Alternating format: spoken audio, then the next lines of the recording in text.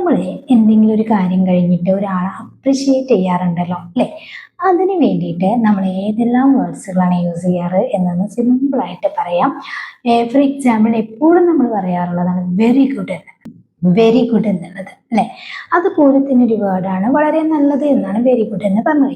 ഇനി ഗ്രേറ്റ് എന്നുള്ളത്, ഗ്രേറ്റ് അതും വളരെ നല്ലത്, കിടിലൻ എന്നൊക്കെ പറയാം. അതുപോലെ അതിമനോഹരം, ഇതൊക്കെ പറയാൻ വേണ്ടിയിട്ട് നമുക്ക് ഗ്രേറ്റ് എന്നുള്ള ഒരു അപ്രിഷിയേഷൻ ചെയ്യാനായിട്ട് പറ്റും. വെൽ ഡൺ അല്ലെ, വെൽ ഡൺ ഏറ്റവും മികച്ചൊരു വേർഡാണ് വെൽ ഡൺ എന്നുള്ളത്. ഒരു കാര്യം നന്നായി ചെയ്തു എന്ന് പറയാൻ വേണ്ടിയിട്ട്. ഓക്കെ, ഇപ്പം നല്ലൊരു ജോലിയെ കുറിച്ചിട്ടാണെങ്കിൽ നമ്മൾ പറയാറുണ്ട് ഗുഡ് ജോബ് അല്ലെ, ഗുഡ് ജോബ് എന്ന് പറയാറുണ്ട്.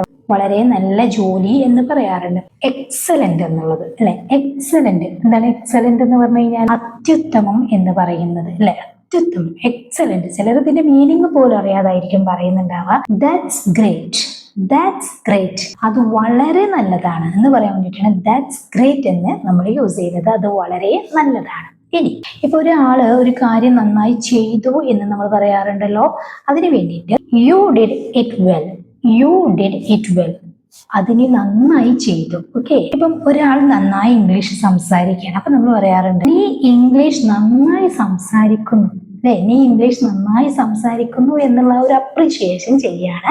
You speak English well, you speak English well. അപ്പോൾ ഈ കാര്യങ്ങൾ നിങ്ങൾ പഠിച്ചു വെച്ച് കഴിഞ്ഞാൽ നമുക്ക് ഏതെങ്കിലും ഒരു സന്ദർഭത്തിൽ അല്ലെങ്കിൽ ഏതെങ്കിലും ഒരു സിറ്റുവേഷനിൽ നമുക്ക് എന്ത് ചെയ്യാൻ പറ്റും, നമുക്കൊരാളെ അപ്രിഷിയേറ്റ് ചെയ്യാനായിട്ട് പറ്റും. Okay, thank you.